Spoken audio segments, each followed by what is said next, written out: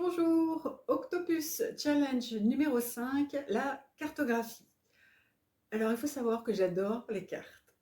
C'est vraiment un truc que j'adore. Je ne suis pas une géographe à la base, puisque au départ, moi, j'ai fait des études en biologie, en environnement. Et je sais pas, les cartes, ça m'a toujours fascinée. Comme tu peux voir, j'en ai une derrière.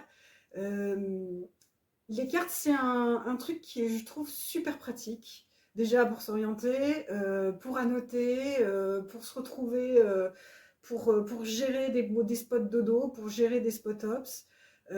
J'adore les cartes. Mon premier site web, Disfrutele Naturalezza, il y a des cartes dessus pour te montrer tous les spot ops. J'ai mis des cartes avec des points sur les des spot ops pour bien te situer où ils sont.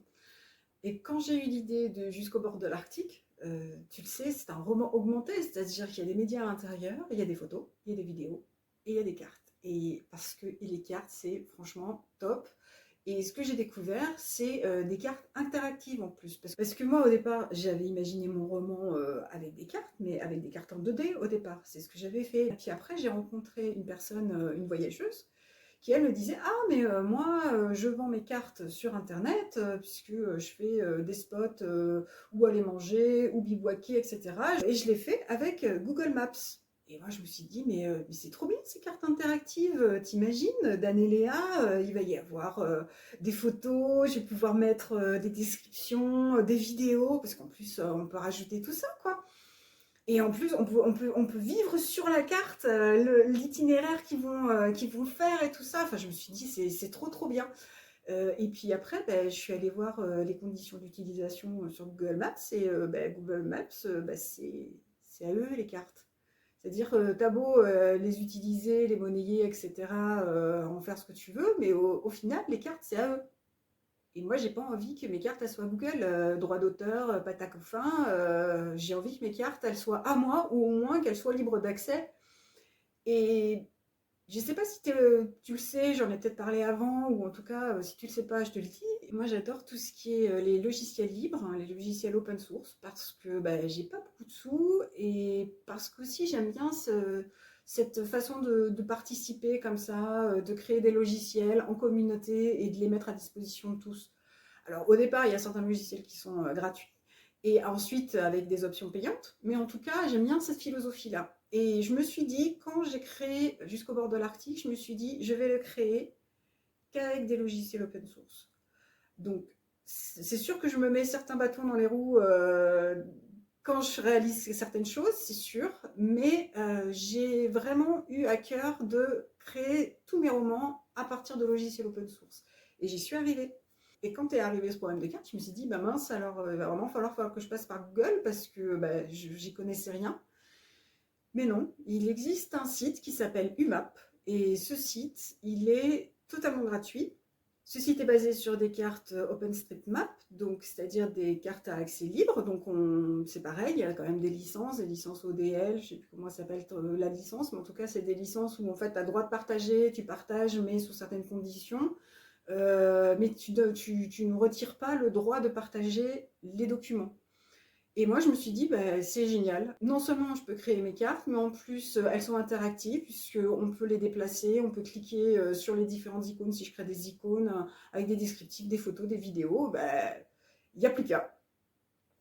Alors, ce qu'il faut savoir, dernière petite chose au niveau de UMAP, c'est que UMAP, la licence d'utilisation de UMAP, si elle n'a pas changé, c'est do what you want, what the fuck.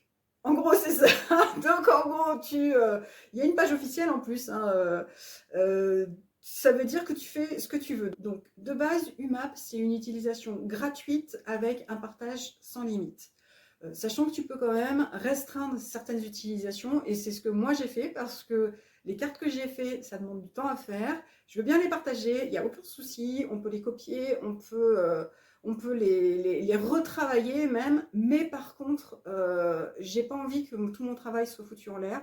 Donc j'ai bloqué les cartes, la création des cartes, donc il n'y a que moi qui peux créer les cartes. Mais par contre, au niveau de la licence, tu peux les partager. Là, j'ai mis une licence ouverte, une licence tout ce qu'il y a plus d'officiel, parce que la licence ouverte est régie par le droit français.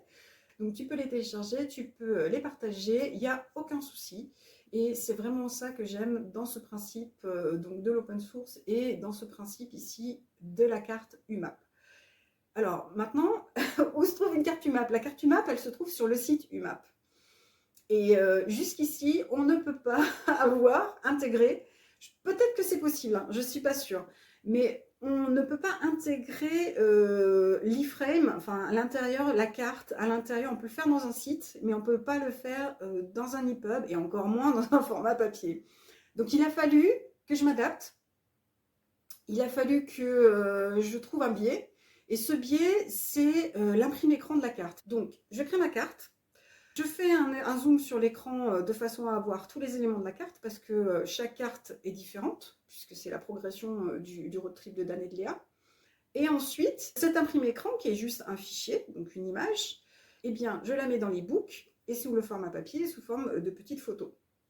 Donc, je vais te montrer ça.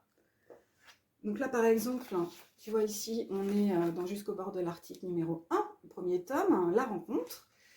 Ici, on est dans le chapitre 10 et ici, tu vois, tu as la carte. Et au niveau de cette carte, donc tu vois, elle est pas très lisible, hein, c'est normal, je l'ai mise en noir et blanc. Mettre faire de la couleur, ça coûtait plus cher.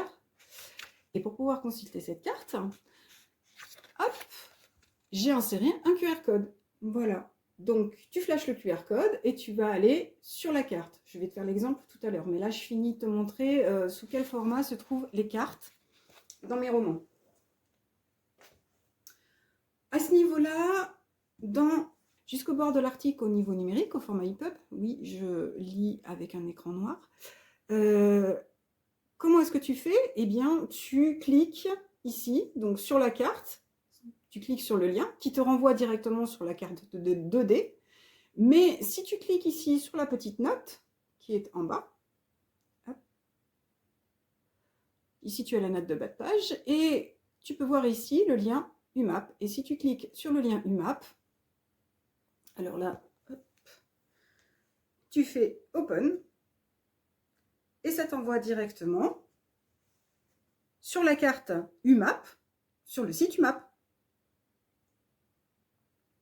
Donc comme tu peux le voir, on peut zoomer, dézoomer. Et quand tu vas ici sur la carte, eh bien tu as différentes informations. Ici, on va aller sur les points d'observation qui sont symbolisés par des jumelles. Là, tu as le Charman Tree, qui est quand même l'arbre le plus gros du monde, c'est quand même important. Donc tu vois, j'ai écrit une petite description qui te donne les dimensions de l'arbre, et puis tu as une photo de l'arbre qui va avec. À ce niveau-là aussi, donc là on va refermer. Autre exemple, ici, au niveau du Big Tree, du trail, ici tu as le Big Trail avec un exemple de photo. Donc ici on est sur la carte du chapitre 10, mais si tu as envie d'explorer toutes les autres cartes, ce que tu fais, c'est que tu cliques en dessous ici, tu vois là, tu as le nom de la carte tout en bas.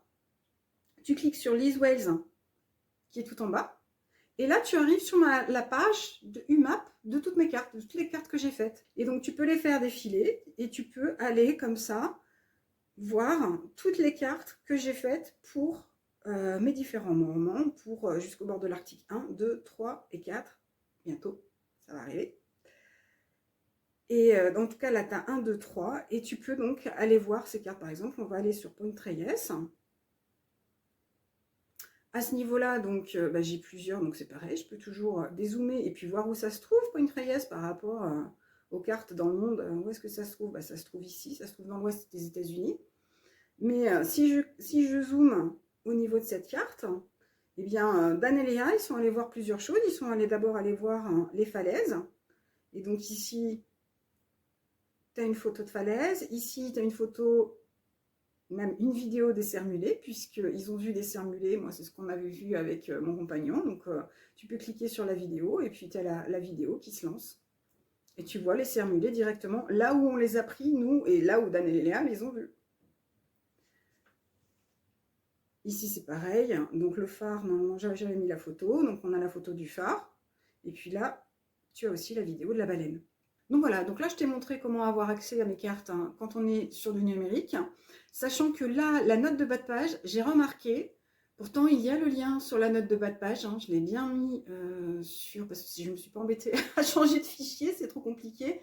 Mais sur Kindle, j'ai remarqué que le lien UMAP ne fonctionne pas, ce qui est dommage.